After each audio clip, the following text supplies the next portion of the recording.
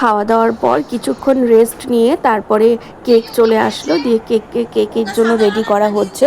প্রচণ্ড গরম, মানে কিচ্ছু ভালো লাগছিল না।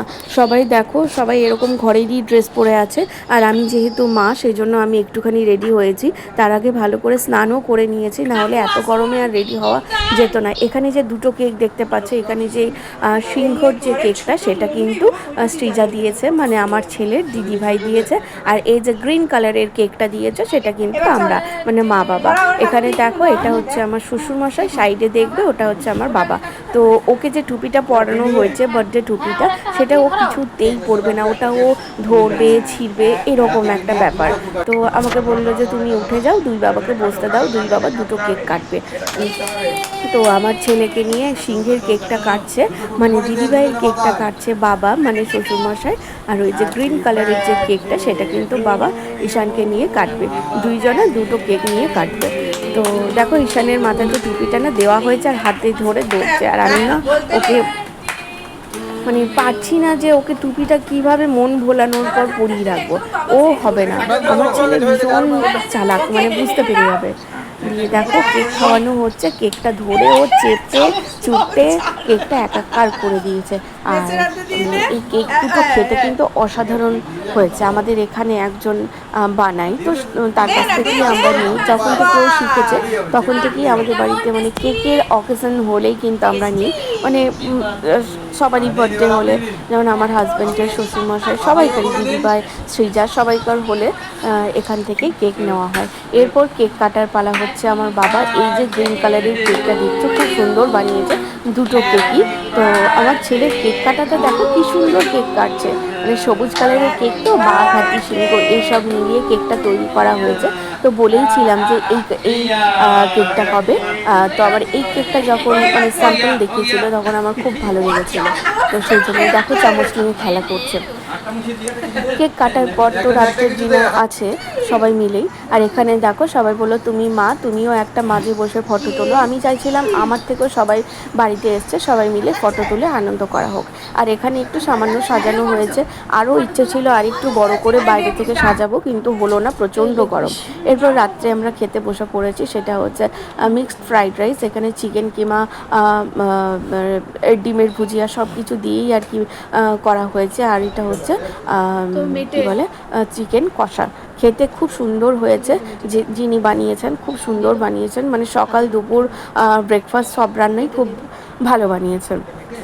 তো রাত্রেরটাও খুব ভালো হয়েছে, চিকেন আর ফ্রাইড রাইস। তো আমি না মানে খুব সুন্দর খেয়েছি, আমার খুব ভালো লেগেছে খেতে। এখানে আমরা তিনজনা বসে পড়বো। তো যাই হোক, আজকের দিনটা আমাদের খুব ভালো কেটেছে। সকালটা শুরু করেছিলাম মায়ের পুজো দেখে। তো আমি এখন তোমাদেরকে একটুখানি দেখিয়ে দিচ্ছি। সত্যি কথা খুব ভালো হয়েছে, মানে আমরাও বাড়িতে বানাই কিন্তু সেরকমও হয়নি। দাদা খুব সুন্দর বানিয়েছেন, মানে যিনি বানিয়েছেন। তো যাই হোক, আজকের দিনটা আমাদের খুব ভালো কেটেছে। তোমাদের কেমন লাগলো? আমি তো একটু একটু করে দিচ্ছি, মানে অনেকটা যদি ভিডিও লং হয়ে যায় তোমাদেরও দেখতে অসুবিধে, আর আমারও এডিট করতে খানিকটা অসুবিধে, কারণ আমার ছোট বাচ্চা তো, বড় ভিডিও এডিট করতে খুব অসুবিধে হয়। বদদুষ্টুমি করে, তখন আর পেরে উঠি না। পরের দিন হচ্ছে মা বাবার বাড়ি চলে যাওয়ার পালা। খুবই কষ্ট হচ্ছে। আমি না মন খারাপ যদি হয় তখন আমি চুপচাপ হয়ে যাই, আমি কিছু কথা বলি না। আর এখানে আমার ছেলেও কান্নাকাটি করছে। 2 দিন আসলে দিদুন দাদুর সাথে ছিল, তো সেই জন্য ও চলে যাচ্ছে যখন সবাই রেডি হয়ে গেছে, তখন ওর খুব মন খারাপ। তো ছোট বাচ্চা, যাই হোক, ও তো কিছু হলেও বোঝে যে বাড়ি চলে যাচ্ছে, আমাকে নিয়ে যাচ্ছে না। তো মানে এইটুকুই আর কি, মানে ওর কান্নাকাটি করছে। মা বাবা চলে যাচ্ছে, খারাপও লাগছে, কারণ মানে এত 2 দিন থাকুক, 1 দিন থাকুক, দেখবে মানে নিজের মানুষজন চলে গেলে খুবই খারাপ লাগে, ঘরটা পুরো ফাঁকা ফাঁকা লাগে। তখন মনে হয় যেমন থাকি ওরকমই থাকবো, মানে আসলে গেলেই মনে হয় যে চলে তো যাবে, আজ যাক কাল যাক, তো তখন তো মন খারাপ লাগবে। কিন্তু কি করব, এইভাবেই চলতে হবে। আর দেখো, মা কাঁদছে ঈশানের জন্য, আমাকে বলছে ঈশানকে মারবি না, কিন্তু দুষ্টুমি করলে 2-1 ঘা পেয়েও যায়। তো দেখো, বাবার কোলে চেপে কিন্তু আর নামতে চাইছে না, ওর দাদুর কাছে চলে যায়, মানে যখন তখনও চলে যায়, কিন্তু দেখো এখন যেতে চাইছে না, ভাবছে যে আমাকে নিয়ে যাচ্ছে না কেন, আমিও তো যাব।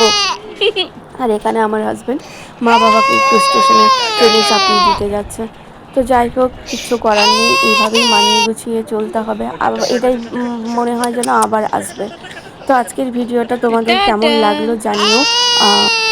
মা বাবা চলে যাওয়ার পর ঈশান কিন্তু বাড়িতে এসে একটুখানি জল খেয়ে সাথে সাথে ঘুমিয়ে পড়েছে।